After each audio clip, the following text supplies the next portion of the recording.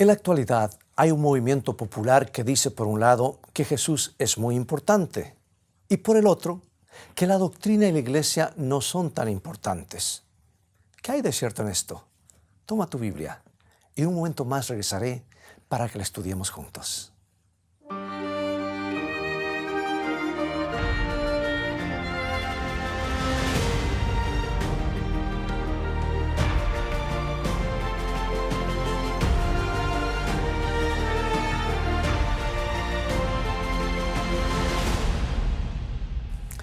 He escuchado una vez y miles de veces: pastor, no quiero formar parte de ninguna religión organizada.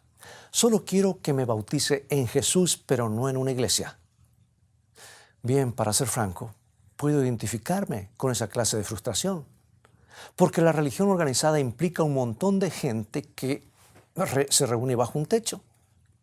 Y cada vez que juntas un grupo de personas que provienen de diferentes ámbitos de la vida, te arriesgas a tener algún tipo de problemas, porque todos somos un poco cortos de vista y todos tenemos agendas personales que entran en conflicto con las agendas de los demás. Cuando consideramos los problemas que suelen venir con la religión organizada y el daño que se ha hecho en el nombre del cristianismo organizado, pregunto, ¿podemos pensar que Dios nunca quiso que la iglesia se organizara? ¿Quiere decir que los creyentes deberíamos asociarnos libremente en vez de tener una organización establecida o un grupo formal? Bueno, uno de los grandes y tal vez de los más grandes intelectos del siglo pasado tuvo conflicto con la idea de la religión organizada. Muchos de sus biógrafos han dicho que Albert Einstein decía que la iglesia organizada era bastante desagradable. Ahora, si piensas que Einstein no tenía formación religiosa, quiero contarte que no es así. Lo confirmó en una entrevista publicada por el Saturday Evening Post en 1929. Le preguntaron, ¿hasta qué punto ha sido influenciado por el cristianismo? Y él respondió, cuando niño recibí instrucción tanto de la Biblia como del Talmud. Soy judío, pero siempre me ha cautivado la luminosa figura del Nazareno. El Nazareno era obviamente Jesucristo, lo que nos indica que Einstein no solo se estaba refiriendo a Dios, sino que también había estudiado la vida de Cristo y lo había encontrado irresistible. La entrevista continuó con esta pregunta: ¿ha leído el libro de Emil Ludwig sobre Jesús? Déjame apretar el botón de pausa aquí por un momento, así puedo explicarte el trasfondo de esa pregunta. Resulta que Emil Ludwig era un biógrafo famoso que en 1928 había publicado un libro sobre la vida de Cristo que se titulaba El Hijo del Hombre. Mucha gente estaba leyéndolo y comentándolo por aquella época. Y cuando se le preguntó a Einstein qué pensaba sobre el libro, dijo, el libro de Emil Ludwig sobre Jesús es superficial. Jesús es demasiado colosal para la pluma de los artesanos de palabras. Sin importar cuánto talento tengan, ningún hombre puede describir al cristianismo como un buen mote o una buena palabra. Y le preguntaron, ¿acepta la existencia de Jesús histórico? Sin ninguna duda. Nadie puede leer los evangelios, dijo él, sin tener la sensación de la presencia real de Jesús. Su personalidad late con cada palabra. Ningún mito puede ser tan vívido. Y a través de los años se ha debatido mucho acerca de lo que Einstein quería decir al hablar de su creencia en Dios. Pero algo es claro, creía en algo y era una creencia arraigada. Y cuando contemplaba el cosmos estaba totalmente sobrecogido por lo que veía. Cuanto más profundamente penetramos en los secretos de la naturaleza, tanto mayor es nuestro respeto por Dios.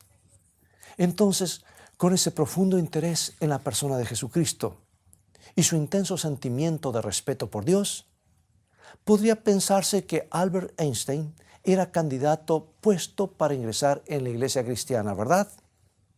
Error. Aunque hay lugar para la discusión acerca de las verdaderas creencias de Einstein, un colega científico llamado Charles Mister nos ha dejado el relato de qué fue lo que mantuvo a Einstein alejado de la iglesia organizada. Él dice así: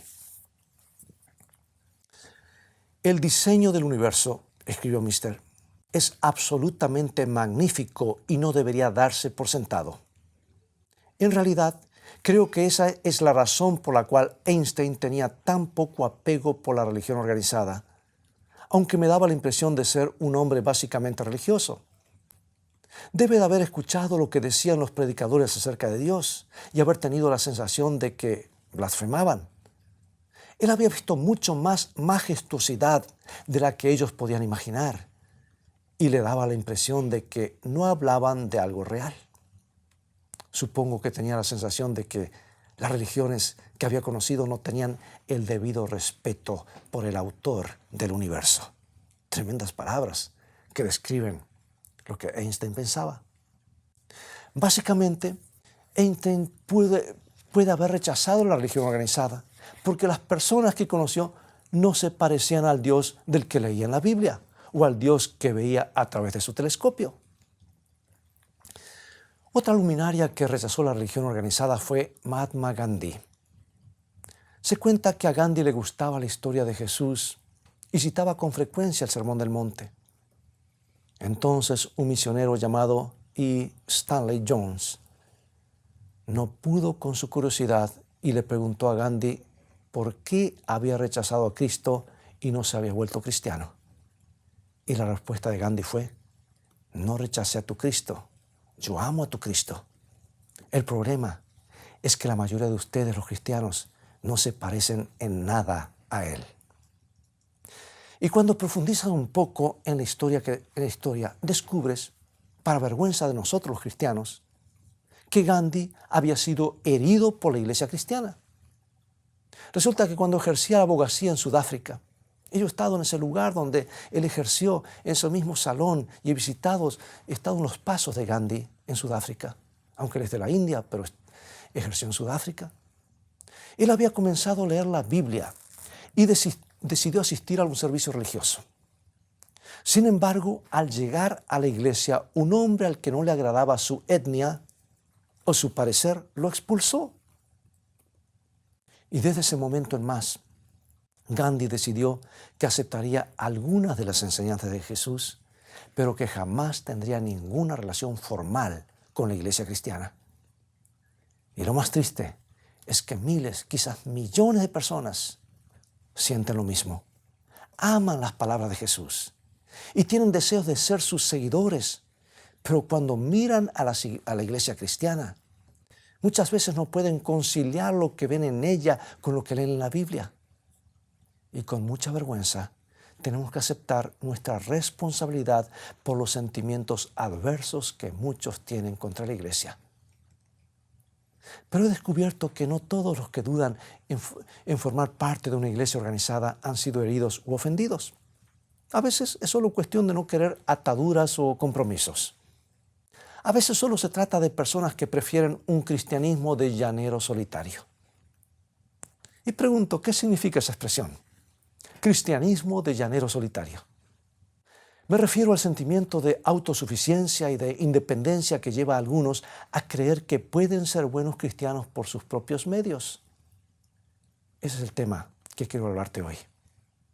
Nunca olvidaré un muchacho que se llamaba Steven y vino a verme una tarde para plantearme el tema que hemos estado hablando. Pastor, me gusta lo que escucho hablar acerca de Jesús, pero no quiero bautizarme en ninguna iglesia ni tener que vivir bajo una montaña de doctrinas. Tan solo quiero bautizarme en Jesús, me dijo. Bien, para comenzar, todo ese razonamiento está viciado de nulidad porque, aunque es muy popular la creencia de que se puede seguir a Jesús sin doctrinas, no es lo que dice la Biblia. En el libro de Marcos, en el capítulo 1, se narra cuando Jesús estaba enseñando en la sinagoga y sanó a un hombre que estaba poseído por un espíritu inmundo. La Biblia dice que el hombre estaba escuchando a Jesús maravillado con su doctrina. Yo comprendo que en algunos círculos la palabra doctrina se ha convertido en algo negativo, pero no ese es el sentido que tiene esa palabra en la Biblia. Porque doctrina significa enseñanzas. Y si hubo algo que Jesús hizo permanentemente fue enseñar. Por eso decir que amamos a Jesús pero rechazamos la doctrina es algo verdaderamente extraño. Es como si yo dijera que amo a mi esposa pero no puedo soportar nada de lo que cree o me dice. Si amas a Jesús y eres su discípulo, aceptarás sus enseñanzas automáticamente, todas, no parte de ellas. Por eso, amigos, es que la Biblia a sus seguidores los llama discípulos, porque son disciplinarios o enseñados por Jesús, son disciplinados, mejor dicho, enseñados por el gran Maestro, Cristo Jesús. Cuando te bautizas en Cristo, le estás diciendo al mundo que crees en las cosas con las que se identifica Jesús. Y esas cosas son sus enseñanzas, o sea, sus doctrinas. Pero ese es un asunto secundario en nuestro tema de hoy. Cuando Esteban vino y me pidió que lo bautizara en Cristo, pero sin bautizarlo en la iglesia, generó un nuevo interrogante. ¿Es posible hacer eso? Para responderlo, demos una mirada a lo que nos dice la Biblia en el libro de Hechos. Pedro estaba predicando en el día del Pentecostés cuando 3,000 personas se decidieron por Cristo. Y cuando sus corazones estuvieron dispuestos y quisieron saber lo que tenían que hacer, esto es lo que sucedió tal como dice la Biblia en el libro de Hechos, capítulo 2, versículos 37 y 38. Al oír esto, se compungieron de corazón y dijeron a Pedro y a los otros apóstoles: varones hermanos, ¿qué haremos? Y Pedro les dijo: arrepentíos y bautícese cada uno de vosotros en el nombre de Jesucristo para perdón de los pecados y recibiréis el don del Espíritu Santo. O sea que según la Biblia, no hay duda que Dios nos pide que nos bauticemos. Si has aceptado a Cristo, te has arrepentido de tus pecados, el próximo paso que debes dar es declarar públicamente tu alianza con Cristo a través de la ceremonia del bautismo. Lo más interesante de esa historia es lo que sucedió a las 3,000 personas que fueron bautizadas en los días de Pedro. Presta atención, Hechos 2, 46 y 47. Y perseverando unánimes cada día en el templo, y partiendo el pan en las casas, comían juntos con alegría y sencillez de corazón, alabando a Dios y teniendo favor con todo el pueblo. Y el Señor añadía cada día a la iglesia a los que habían de ser salvos. Bueno, el orden natural de los acontecimientos en la iglesia primitiva fue establecido claramente en el Nuevo Testamento. Primero, las personas se arrepentían de sus pecados y aceptaban el señorío de Jesucristo. Luego eran bautizados como demostración pública de ese hecho y eran añadidos a la iglesia a medida que iban tomando esa decisión. No puede desconocerse que la iglesia del Nuevo Testamento era una iglesia organizada. Al bautizarse pasaban a formar parte de ella y todos tenían una tarea que desempeñar. Bien, he escuchado decir que la expresión de que eran añadidos a la iglesia significa que Dios contaba como suyos a los que habían decidido seguirlo y que la iglesia era un concepto nebuloso y abarcante que no implicaba ninguna organización humana. Yo soy el primero en admitir que muchas de las iglesias de la actualidad están sobrecargadas con cuestiones administrativas y papelería. Pero el Nuevo Testamento no apoya la noción de que la iglesia primitiva fuera informal y que no tuviera ningún tipo de estructura organizada. Seamos honestos y analicemos los acontecimientos. En el libro de Hechos, capítulo 6, la Biblia dice que los apóstoles estaban sobrecargando de trabajo y no podían prestarle la debida atención a la predicación, lo que nos indica que la iglesia desarrollaba un gran número de actividades. Y cuando el problema se hizo muy grande, la iglesia designó a 7 diáconos para que aliviaran la carga de los apóstoles. La idea era hacer una división de las labores para que la iglesia pudiera avanzar más eficientemente. Entonces, en el capítulo 15 de los Hechos, leemos que la iglesia organizó un concilio en el que Santiago ofició como presidente y donde los discípulos se sometieron a la autoridad del concilio. Eso me suena a religión organizada, ¿verdad? Y en las cartas que Pablo le escribió a Timoteo, establece las responsabilidades que los ancianos y los diáconos tenían en la iglesia, lo que constituye evidencia adicional de que la iglesia estaba bastante bien organizada. Y cuando, amigos, reunimos toda la evidencia que hay en la Biblia, nos quedamos sin argumentos para decir que no había una iglesia organizada. Fue entonces cuando le dije a Esteban, Steve, le dije, pienso que el problema no es que no veas ninguna evidencia de organización en la Biblia. Creo que el problema es que te gusta ser un poco parásito. Y para ser franco, Steven era un muchacho trabajador que se hacía cargo de sus responsabilidades y proveía todo lo necesario para su familia. Sabía que esa expresión iba a molestarlo un poco. ¿Y qué quiere decir?, me preguntó. Bien, le dije, ¿te gusta asistir a mis reuniones? ¿Verdad? Sí.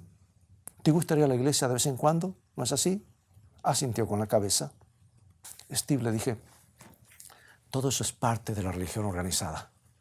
Me da la impresión de que quieres recibir los beneficios de la organización, pero no quieres participar.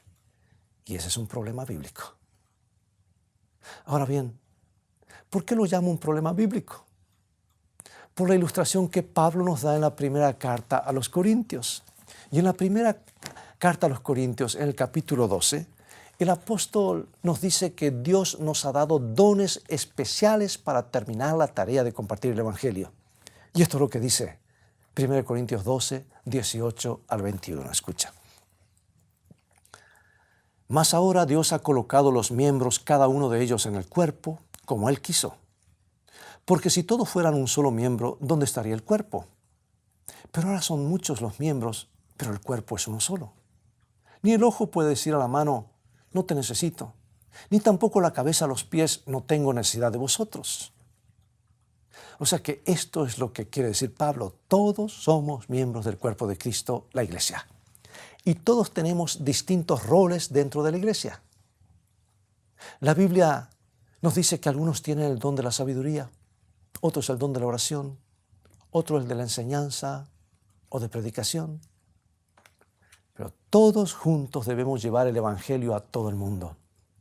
Ninguno puede decir que no necesita a otras personas, porque nadie que yo conozca tiene un juego de dones completos que le permita ser un llanero solitario cristiano.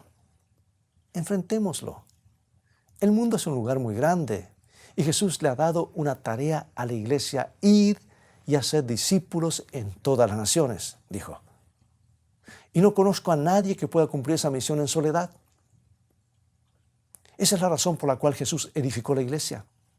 El cuerpo de Cristo debe actuar en perfecta armonía, como las distintas partes de nuestro cuerpo actúan juntas para lograr cosas especiales. Eso no significa que la iglesia no tenga en su seno algunos cristianos disfuncionales. La Biblia nos dice que todos hemos pecado y estamos destituidos de la gloria de Dios. Así que tenemos que saber que somos una organización llena de pecadores y que se van a cometer errores. Incluso de vez en cuando podrán ocurrir cosas muy desagradables. Si has prestado atención a las profecías bíblicas, verás que Pablo predijo una gran apostasía, o sea, una separación de la verdad dentro de la iglesia cristiana. Y por sus cartas sabemos que dedicó mucho de su tiempo a combatir a los que obraban mal y causaban problemas en el seno de la iglesia. Y Jesús mismo vio cómo uno de sus propios discípulos lo traicionaba y lo entregaba en manos del Sanedrín. Por eso Jesús advierte que nos cuidemos de los falsos profetas. No nos dice que nos apartemos de la iglesia, ni que nos mantengamos al margen de la religión organizada. Nos advirtió que habría lobos vestidos de ovejas y se estaba refiriendo a los lobos dentro de la iglesia. Además, Jesús nos dijo que el trigo y la cizaña van a crecer juntos dentro de la iglesia. ¿Hasta cuándo? Hasta la segunda venida. No debería sorprendernos que la religión organizada tenga que enfrentar algunos grandes desafíos. Pero eso no significa que Dios no quiera que estés en ella. A pesar de todos tus problemas y a pesar de todos los problemas que tiene la iglesia, esta sigue siendo el lugar más seguro. Y en el libro de Hebreos, el capítulo 10, se nos da esta instrucción maravillosa. Hebreos capítulo 10, versículos 24 y 25. Y considerémonos unos a otros para estimularnos al amor y a las buenas obras, no dejando de congregarnos como algunos tienen por costumbre, sino exhortándonos, y tanto más cuando veis que aquel día se acerca. ¿De qué día está hablando? Está hablando de la segunda venida. Y hasta que llegue ese día, amigos, la Biblia dice que el mejor lugar donde podemos estar es con otros cristianos. Los necesitas para mantener tu integridad. Puedes sentirte como un llanero solitario, pero también cometes errores. Y necesitas que otros cristianos puedan exhortarte cuando eso suceda. El hombre más sabio que vivió jamás después de Jesucristo dijo esto, lo que se encuentra en Proverbios 27, 17. Proverbios 27, 17. Hierro con hierro se aguza, y así el hombre aguza el rostro de su amigo. Como ves, necesitas que otros cristianos oren por ti cuando estás desanimado. Los necesitas para unirte a ellos y orar juntos. Por eso Jesús dijo en San Mateo 18, 20, porque donde están 2 o 3 congregados en mi nombre, allí estoy yo en medio de ellos. O sea que no hay lugar para la mentalidad de llanero solitario en la iglesia cristiana. Cuanto más confiamos en nosotros mismos, tanto más proclives somos de los ataques del enemigo. Y el enemigo busca separarnos para conquistar. Y como un león tras la gacela que se ha separado de su manada, el diablo se lanza sobre los que están solitarios y aislados del grupo. No sé si te has dado cuenta de que el apóstol Pedro era bastante independiente. Y cuando Jesús le dijo que el diablo estaba tras él, hirió su orgullo. No le gustó recibir esa advertencia y dijo, Señor, estoy listo para ir contigo a donde te lleven. Iré a la prisión e incluso iré hasta la muerte por ti. Pero pocas horas más tarde, se escabulló entre las sombras fuera del patio y negó a Jesús 3 veces. Y al hacerlo estaba solo. La Biblia nos dice en Lucas 22 que siguió a Jesús todo el tiempo, ufanándose de su propia fortaleza. Y esa es la mejor receta para el desastre. Estoy convencido de que cuando Pedro falló, lo hizo porque estaba solo. Sin embargo, pocas semanas más tarde, tuvo su momento más triunfal como seguidor de Jesucristo, en el día del Pentecostés, cuando 3,000 personas aceptaron a Cristo. Pero hay un detalle muy interesante. Mira Hechos 2:14. Hechos 2:14. Entonces Pedro, poniéndose en pie con los 11, alzó la voz y les habló. ¿Te diste cuenta? El día de Pentecostés, Pedro no estaba solo. La Biblia dice que se puso en pie con los 11. El día de Pentecostés no realizó un esfuerzo individual, aunque era el predicador. La Biblia dice que estaban todos unánimes, estaban juntos. Y cuando te pones en pie junto con tus hermanos creyentes en Cristo, es cuando suceden los más grandes e increíbles milagros. Quiero finalizar contándote una anécdota famosa acerca del gran evangelista Dwight Moody. Un hombre le dijo que no necesitaba pertenecer a la iglesia. Y Moody pensó por un momento y luego, sin decir la palabra, se levantó de su silla, fue hasta la chimenea, tomó el atizador y apartó un trozo de carbón del resto. En pocos minutos, la luz y el calor fueron muriendo hasta desaparecer. El hombre comprendió el mensaje. Moody no tuvo que pronunciar ni una sola palabra. Cuando decidimos separarnos de la iglesia de Cristo, nos exponemos al peligro de que nuestro fuego vaya extinguiéndose. Pero si estamos en armonía con otros creyentes, pronto terminaremos la obra del Evangelio y Jesús regresará. Amigo y amiga, quiero hacerte una pregunta. ¿Por qué no quieres ir a la iglesia? Puede ser que te hayan lastimado, que alguien te haya lastimado, alguien que se llama cristiano. O puede ser que le tengas miedo al compromiso. Pero ¿sabes lo que es más interesante? Según Efesios 5, Jesús murió por su iglesia. Y al final la Biblia nos dice que Jesús no vendrá a buscar un grupo de individuos, vendrá a buscar a su esposa, que es su iglesia. Y a pesar de todos sus defectos, aún es la novia de Cristo. Mi pregunta para ti hoy es esta. ¿Por qué no habrías de ser parte de algo que Jesús ama? Mira, yo sé de primera mano que ser parte de la familia de la iglesia puede ser muy frustrante. Pero constantemente me recuerdo a mí mismo que yo puedo ser la causa de la frustración de alguna otra persona, así como algún otro puede ser causa de la mía. Y debo recordar que es la novia de Cristo y que Él la ama a pesar de sus imperfecciones. Todos necesitamos formar parte del cuerpo de Cristo. ¿Por qué no oramos juntos? Padre Celestial, debemos admitir que a veces nos alejamos de tu iglesia, de tu pueblo. No nos agrada el compromiso, pero hoy nos arrepentimos humildemente de esa actitud y te pedimos que nos ayudes a ver lo que tú ves en la iglesia, la novia de Cristo, que lo está esperando para encontrarse con Él en gloria. Te agradecemos por la oportunidad de ser parte del cuerpo de Cristo. Y oramos en el nombre de Jesús. Amén.